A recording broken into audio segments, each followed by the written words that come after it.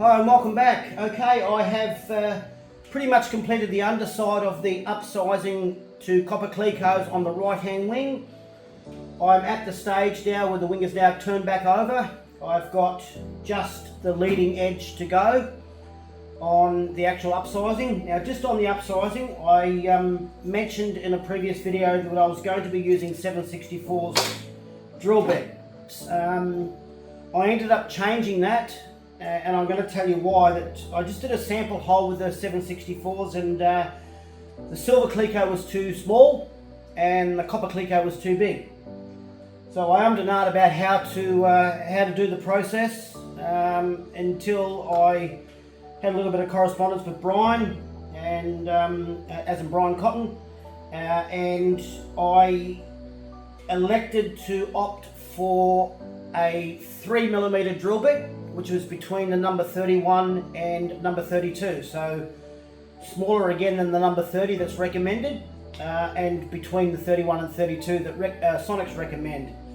And it just fits copper cleco. So the underside of this leading edge just fits the tip end of a copper cleco. Some don't fit. I tried another one and they did fit, just to hold it through. Otherwise, the only other process I'd be able to do if I did use the 7/64s was to disassemble it all and drill the two holes as separate entities. So I'm a little unsure how Dan was able to achieve that. I might send him a quick email and ask, or if he hears this, he'll let me know.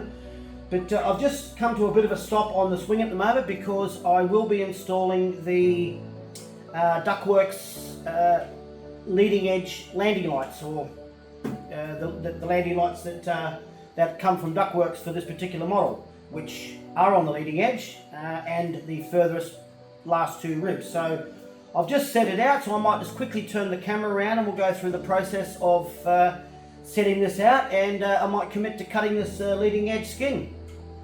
Okay, I'm just verifying that I've got the right wing. I'm using the Sonex template, not the RV, and I'm following a rivet line on the closest rib to the root end for the set out. And I have traced this template down and followed this line around for both the underside and top side. So there it is. So I can commit to cutting this out, and then it's the next process of putting a stiffener angle between the tip and the first rib moving back towards the root of the aeroplane.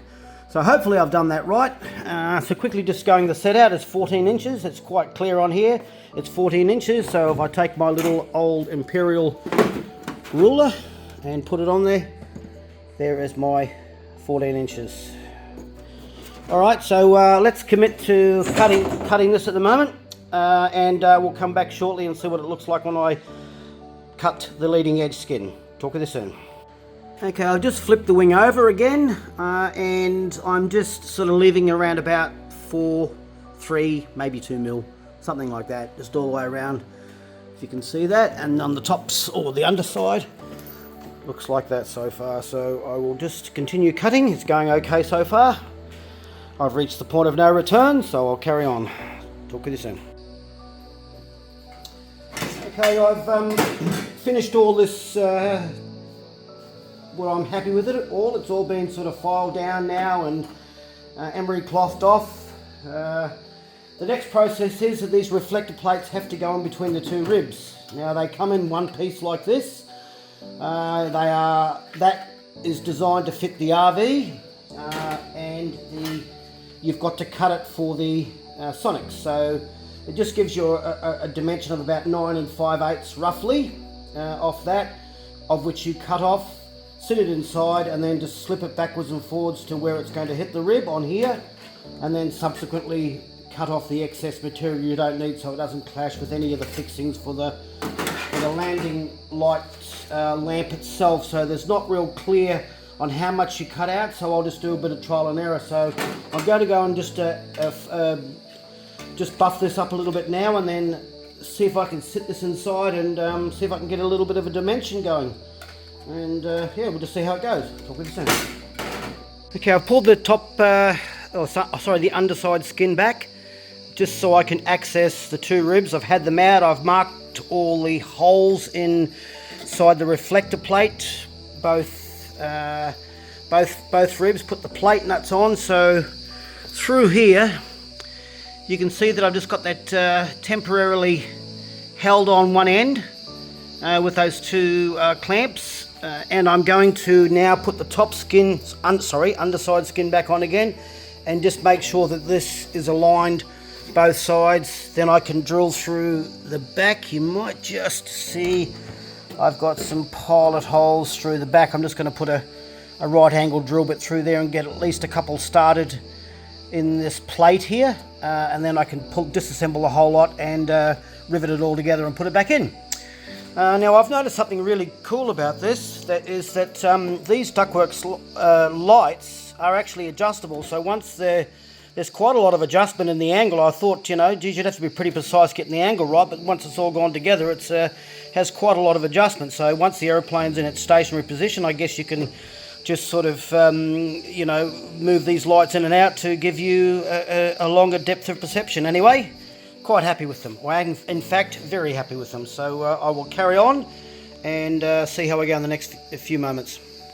Alright, I have got that in with no difficulty. It's all in. Well, let's just go back to there, actually. Go to there.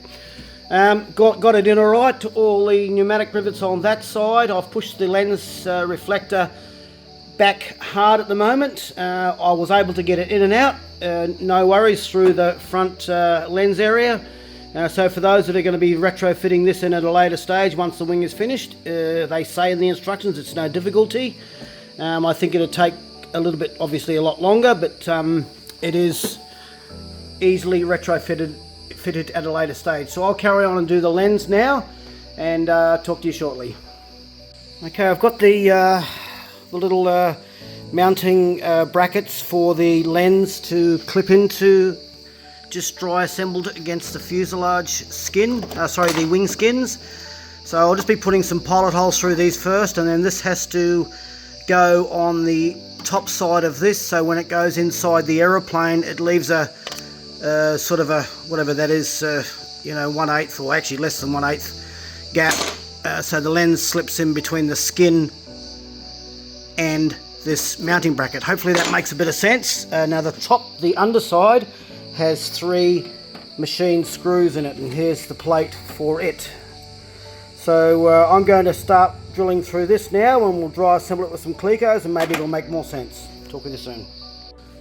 Okay, all that is assembled and screwed in. I've just Clecoed the bottom at the moment. You can see that just on the corner there, you can actually see, there you go. There's a little retaining rivet that goes in there to stop the lens from sliding backwards and forwards. There's one at the top as well, just there, and on that other side over here. So I've just got this ready to go to measure the lens in now. This is all countersunk through here.